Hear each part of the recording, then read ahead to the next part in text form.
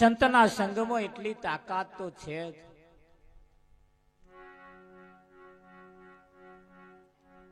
અધોગતિના માર્ગે જતા જીવને સદગતિના માર્ગે લઈ જવાની તાકાત સંત સિવાય 33 કરોડ દેવતાઓ નામ નથી પડી.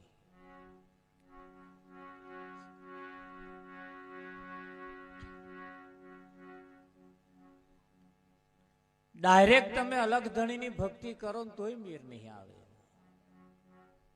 વચ્ચે એવો કોક સંત જોઈએ. પાઠ પૂરીએ ત્યારે આપણે અલગ ધણીને બોલાવવા માટે એવો કોઈ આચાર્ય મહાન પુરુષ હોય એ પ્રગટ કરે તો જ એમનાથી પ્રગટ થવાય. એટલે સંત એક એવું પદ છે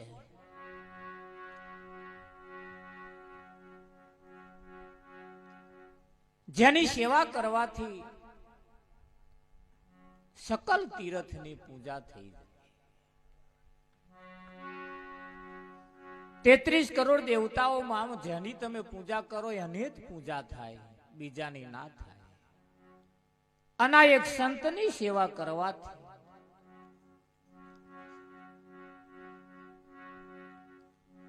અહીં એક ફૂલહાર પહેરાવવામાં આવ્યો, ફૂલહારની સાથે સાથે એક શાલ પણ ઉઢાડવામાં આવી. શાલ એ વસ્ત્રદાન છે. ભલે તે સાફીનો કકડો હોય તો હારું. અમને આવા બધા અમને ગણપતિ જેવા નહીં માનતા. ગણપતિ જેવા માને તો આટલો નાડા છડીને કકડો જ મેલે.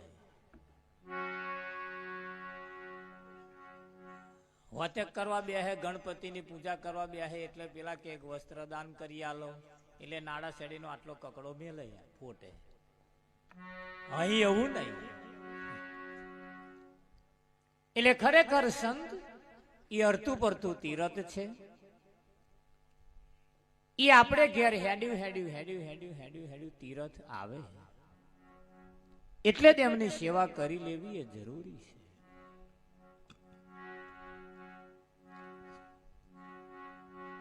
સંતોના શરણની અંદર ગયા પછી એમના મુખની વાણી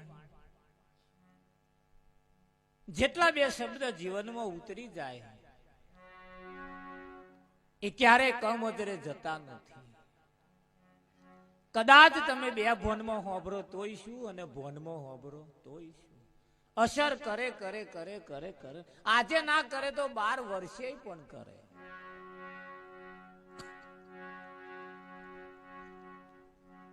ઘણા ખરા આપણા વ્યવહારની અંદર, સંસારની અંદર, ઘરોની અંદર, સમાજની અંદર આડોશી પાડોશી કદાચ કોક કશું કહી ગયા હોય ને કેદારે એમને કાળજે લખાઈ ગયું હોય, પણ એ કાળજે લખાઈ ગયું હોય તે આડે દાડે ના કાઢે.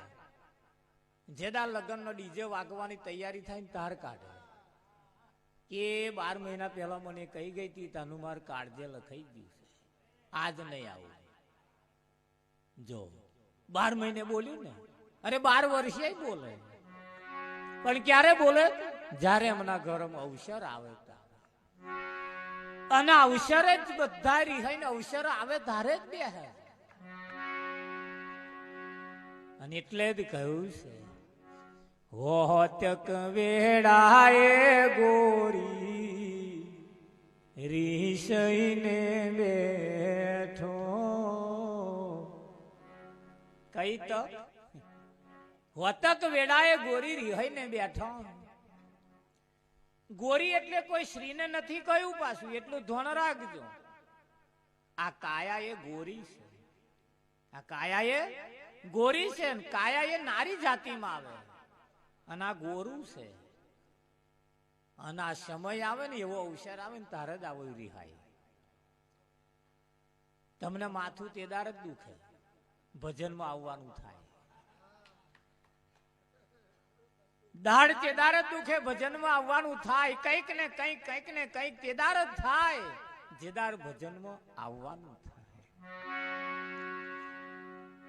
સરસ સમય આવે તારે દારી હઈ બે. અહીં એવું છે એવું તાર પેલપાઈ એવું છે, બોનો તેદાર જ રિહાય. જે તાર હોટેક કરવાનું હોય તે દાર હોટેક કરવાનો ટાઈમ થઈ ગયો તાર આખા પાછો મેં ઘરમાં જ માથાકૂટ ચાલે. હું ગયો એટલે શું માથાકૂટ છે કે મહારાજ હું ચેદારોને કહેતી કે મને હકણું પટોરું લઈ આલો, ના લઈ આવ્યા. અને હું હોટેક શું કરવા કરીને બેહું? વાત સાચી છે. એટલે આ અવસર અને મોકો આપણને મળ્યો છે, ધોન રાખજો, આપણા હાથમાંથી જતો ના રે. સમય સરસ તક અને મોકો મળ્યો છે, પણ આ બાબત એવી છે ને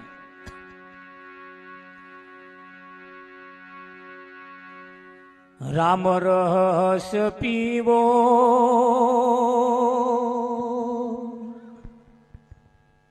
અને બીજાને પાવો. રામ રસ પીવો ને બીજાને પાવો.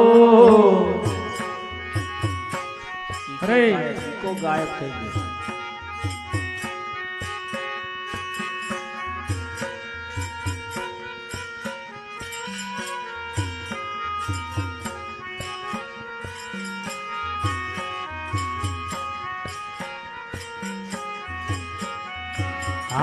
રામ રસ પીવો ને બીજાને પાવો. રામ રસ પીવો ને બીજાને પાવો. પેલો લાગે કડવો ને પછી લાગે મીઠો. પેલો લાગે કડવો ને પછી લાગે મીઠો. પેલો લાગે કડવો ને પછી લાગે મીઠો. પેલો લાગે કડવો ને પછી લાગે મીઠો.